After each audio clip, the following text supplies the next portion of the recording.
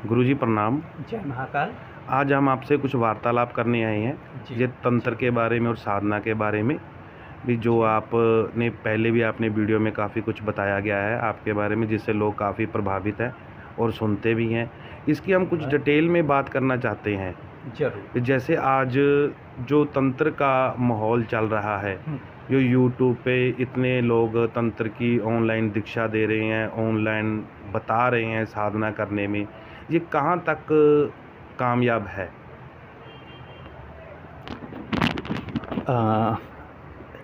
आप सभी दर्शकों को और आपको भी जय महाकाल। सर्वप्रथम आप सभी को होली की शुभकामनाएं। और बहुत ही अच्छा सवाल आपने पूछा कि आजकल जो तंत्र चल रहा है ये कहाँ तक कामयाब है। वास्तव में देखिए, तंत्र एक निश्चित प्रक्रिया का आधार है। जब हम कोई भी पढ़ाई करते हैं तो उस पढ़ाई के करने से पहले, कोई ग्रेजुएशन ही करता है तो उसे एक एंट्रेंस एग्ज़ाम से गुजरना पड़ता है। जब तक वो एंट्रेंस एग्ज़ाम देने की प्रक्रिया में उसकी अपनी विद्वता, उसकी अपनी काबिलियत नहीं होगी, तब तक उसका सक्सेस रेट बहुत कम हो जाता है। दूसरी चीज़ जो तंत्र के साथ आजकल आ गई है, दीक्षा ऑनलाइन हो जाना बहुत ज़्यादा। आज के समय में लोगों के पास समय नहीं है, वो अपने गुरु के पास व्यक्तिगत रूप से जाके बैठ नहीं सकते, गुरु की सेवा नहीं कर सकते। इस प्रकार की कुछ चीज़ें हैं जो चीज़ें ऑनलाइन हो गई। अब जब वो चीज़ें ऑनलाइन में आई हैं तो उनकी शक्ति अपेक्षाकृत काफ़ी हद तक कम हो गई है।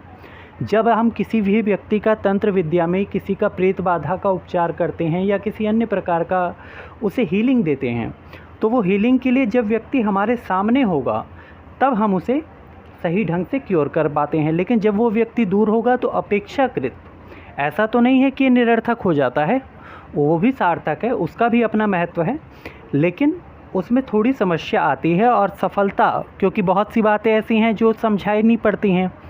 फॉर एग्ज़ाम्पल मैं आपको कहूँ, यक्षिणी साधना में सिंह मुद्रा में नाद करना है, तो आपको नहीं पता सिंह मुद्रा में नाद कैसे करना है। जब तक इस निश्चित प्रक्रिया को आप मुझसे व्यक्तिगत नहीं सीखेंगे तब तक आप कैसे समझ पाएंगे। मंत्र जाप तो बताए जा सकते हैं, साधना में मालाएं बताई जा सकती हैं, लेकिन बहुत सी ऐसी बारीकियां होती हैं। दीक्षा के क्रम में कई प्रकार की दीक्षाएं होती हैं।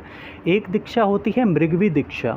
मृगवी दीक्षा, और उसका अर्थ है जैसे मृग अपने बच्चे को, मृग कहते हैं हिरन को, जैसे हिरन अपने बच्चे को पालता है और पालने के बाद उसको पोषण करता है, और उसी प्रकार से गुरु अपने शिष्य को पालता है, यानी कि उसे अपनी शरण में रखता है 21 दिन, 40 दिन, 3 महीना, और उसके बाद वो उसे तैयार कर देता है।